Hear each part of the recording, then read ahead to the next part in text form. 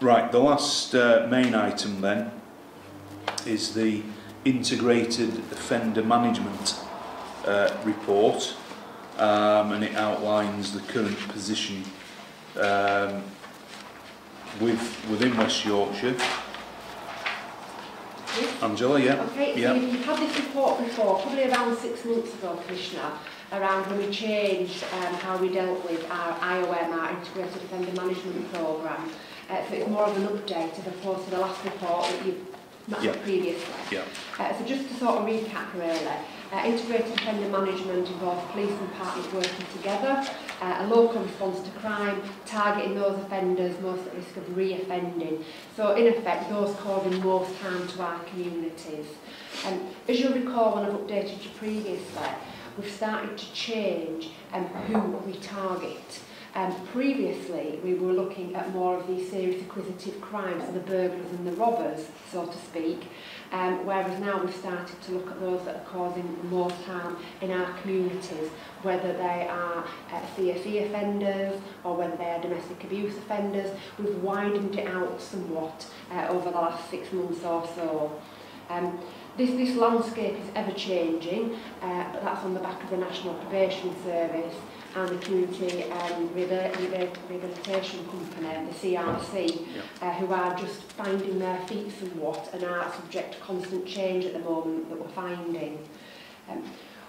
On paragraph 3 it talks about our 6th hub, which is effectively the intelligence system within the prison system, and we're currently reviewing that, and Pat Twiggs over at Leeds with Clive Wayne are currently reviewing how we deal with prison intelligence and then when people are about to be released. So that's an ongoing bit of work that Pat's leading on, that he'll be updating me on at some point. Just when I go through the report, I think paragraph 6 is quite useful because it just talks about that the CRC, the Community Rehabilitation Company, look at the low and medium offenders, and those are graded in relation to risk of serious harm. Those previously would have been what we call the non-stat cases, and then the National Probation Service would deal with what were the stat offenders or the high-risk ones. But there is quite a lot of overlap. The medium risk category is bigger than both groups found, the CRC and the NPS, and they are just working through the finer detail of those medium risk offenders.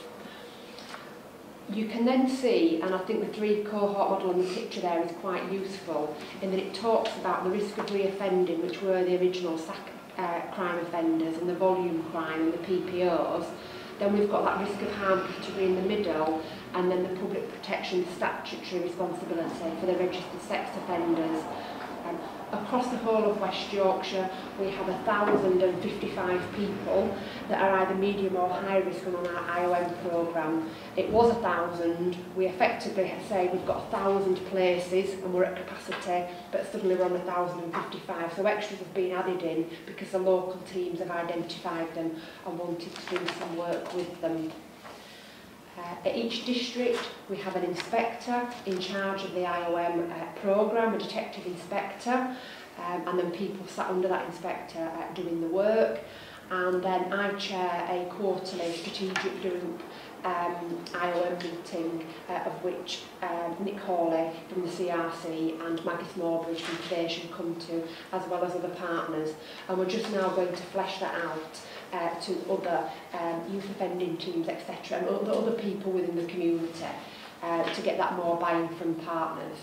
And then there's an operational group that basically takes on the work streams that I set on the strategic group.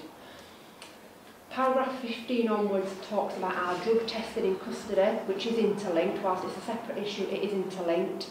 And you will recall when I've briefed you previously that at one point we would drug test in custody trigger offences, so your burglars, your robbers, your vehicle crime offenders, whereas now we are wanting a better hit rate on our drug testing, which is important because it means that we're not wasting money on negative tests, but actually these people that can then access programmes which is a benefit to them, so the hit rate is important.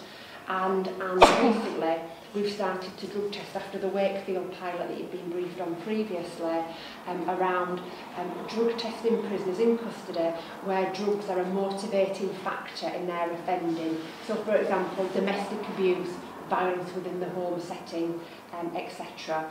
So we've done that. But to be clear, it's not mandatory anymore, is it? No, it's inspector's authority. Yeah. So they will come into custody. Yeah.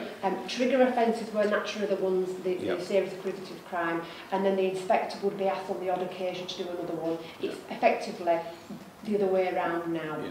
And it's about us wanting to get the best return on the funding that you supply us, to be able to get the most positive outcomes, and therefore we can access them onto programmes with our DIP partners. And I'm confident that the process we've got in place is effectively identifying the right people to be tested. Yes, at one point we had about a 30% hit rate around positive tests, and in some areas now it's risen to 60 to 65%.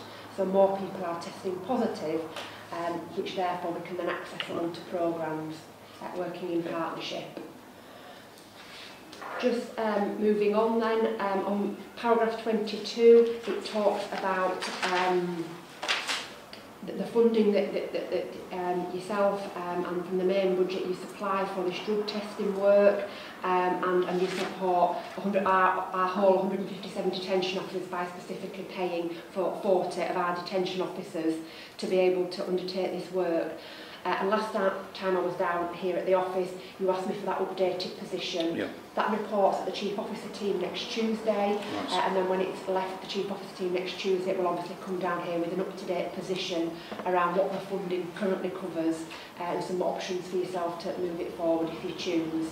Yeah. And that's on the back of the drug intervention programme report review? From Nicola Hughes. Yes. Yes. Yes. That's an updated report. Yeah. Just sort of issues which are happening here and now, on paragraph 24 and 25 and the satellite tracking of offenders.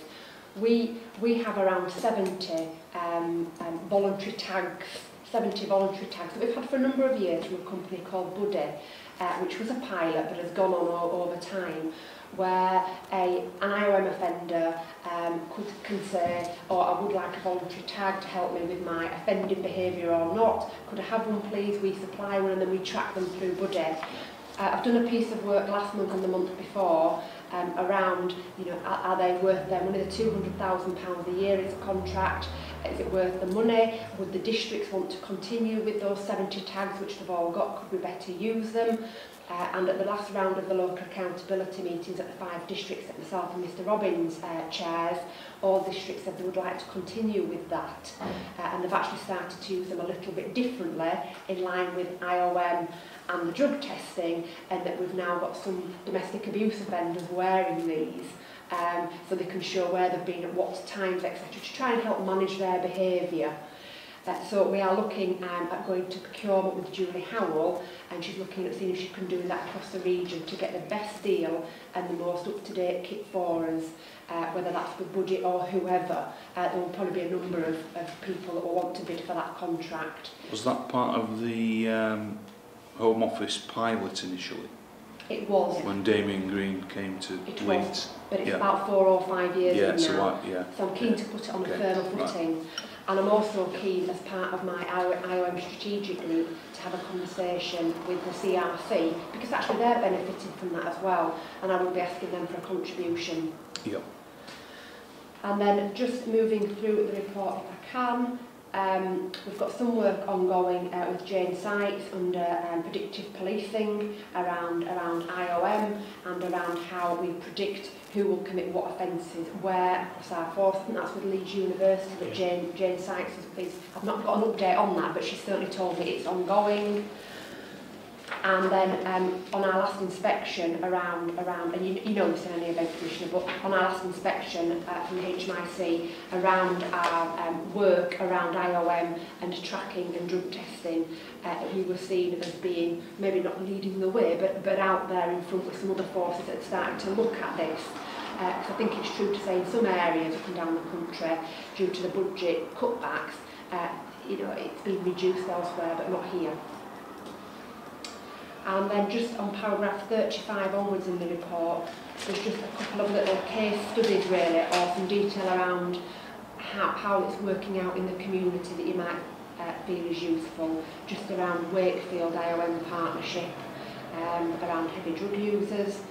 We've got the restorative justice programme elsewhere, and then at Kirklees where they're using it quite differently about a registered sex offender within the IOM partnership. And the only little bit that's missed off here is that we had the Home Office come up to Bradford 2 weeks ago, if you recall, to look at how we deal with drug offenders across Bradford, because Bradford has given some interest from the Home Office to see if we can work better around drug offenders, which does link back to this work. And I know that was a meeting that you were invited to over at Bradford. Yes, thank you for that report. And I know we also met recently with the Paul Forweather, I think it is, from the National Offender Management Service to look at some joint opportunities that we might want to work on as well. So that was a useful meeting which links into this. So, yes, you touched on at the end there, Angela, around the HMIC inspection that took place in 2015 and some of the things that they recommended within their report. And it was really just one of the things that they highlighted was around the measurement of performance, if you like, or success as they termed it. And it was really, do you think that the approach or the move away from the serious acquisitive crime sort of agenda, or that still clearly needs to be part of it as well, but do you think that is starting to pay dividends in what you are seeing with the way IOM is being implemented at the local level? Yeah, I think it's quite early days really, and we've been on this journey for 6 months around, because we've not stopped dealing with serious acquisitive crime offenders, but we've just tried to pick the higher level ones of those, whether they are burglars or vehicle crime offenders. We've no more places than 1,000, because I've not increased staffing in that area, so I've no more places. So we haven't stopped doing that to do this, we've just done a few less, effectively burglars, robbers, vehicle crime offenders, and added into that mix some of the vulnerability elements around domestic abuse and CSE and those type of offenders. I think it's too early days to say what the outcomes will be, because we've only been on this journey for 6 months, but I am realistic to know it's very hard to, if I'm asked the question, what does success look like? How do you measure how successful the IOM teams have been? It is incredibly difficult. You could look at the basic measure of crimes going up or crimes going down, but then you've got to look at the CDI compliance. But I've been reassured by the 5 IOM inspectors around number of people on the scheme, number of engagements on the scheme, are they using the tags appropriately, have they got partnership buy-in, are these offenders being rearrested? Some people will be cynical and say, but they've offended but you don't know about it. Well, there's always that chance as well. I think it is incredibly difficult to assess how successful you're being. Well, the National Criminal Justice Board and therefore our local Criminal Justice Board tend to look at reoffending rates. And as we know, that data is nearly always 2 to 3 years out of date, so that's not terribly helpful. I suppose it's also not helpful that whilst HMIC have pointed out how do you measure success, no one seems to have come up with a suitable series of metrics that HMIC can point us to suggest, well, actually one force is doing this. I think one of the quite helpful things for us to think about is whether or not somebody is one of those 1,055 has actually been rearrested at all, even on suspicion. But even then, it's only a proxy measure. So if you think about it, when we originally had the prolific and priority offender regime, which evolved into IOM, they were talking about reoffending rates. So the measures haven't caught up with where the work has taken us to, and it would feel as if nationally this is a difficult area for us to be able to truly evaluate in a way that the public would then understand about what's actually changed, what's actually different. I think you really got to focus in on, is this individual now still continuing to exhibit the behaviour for which they actually came onto the scheme at all? Because of course we're also talking about different types of offenders. So it is quite a difficult one, I think. And I think that's where the case studies examples is really quite useful to be able to explain what the benefits of the programme are. Yeah. Are we still sort of bought into IOM though as a way of managing people, as a concept? Absolutely. What we're trying to do here is focus on those individuals who are causing the most harm, who at various points in their life, you could say, are also vulnerable people, and trying to stop them from continuing their behaviour, which attracts them into the criminal justice system. So I'm really, really keen on this individual case management process, but what we have to acknowledge is it's very resource intensive. And in an ideal world, depending on future budget settlements, I always personally feel that almost doing that individual to individual marking system of trying to encourage and deter people from committing crime is very successful. But sitting behind those 1,055 will be numerous other people who could qualify at some point, depending on what their activity is. And so what I'm really saying is that we've probably never had sufficient resource to be able to really, really get into the programme in the way that we would like. Yeah. And just on the back of when the Home Office came to Bradford a few weeks ago, they talked about, when we talked about our sixth hub and our intelligence system there within Armley, they talked about that they have some analysis which shows if people are, you're most vulnerable when you're being released from prison within the first 48 hours. So if you're released on a Friday, because partners are not 24/7, you're more likely by quite some degree to end up re-offending and be back inside by the Monday morning compared to if you're released on the Monday or the Tuesday, because partners will move into action to support you around housing, around benefits, around having something to occupy yourself with, which I have not seen that data before. I've heard of it, but it was quite stark. So it's all about partners coming together, because the police are the only 24/7 resource in all of this. Yeah. Okay, well, no, I mean, that's, again, an interesting report, and I think the Partnership Executive Group, which I've got in place, I would probably look to some joint bids coming into that group that could potentially secure resources and funding from other agencies that could make it a more sustainable approach. Clearly police need to be part of that, but you know, as you've said, the issue of housing, employment, the support that goes with somebody coming out of prison, we know is if it's not in place and targeted, then sadly there's the real prospect of somebody re-offending pretty quickly. Yeah. So yes, really up for looking at what more joint work we can do with our partners on integrated offender management. Okay, thank you very much, Angela, for that report.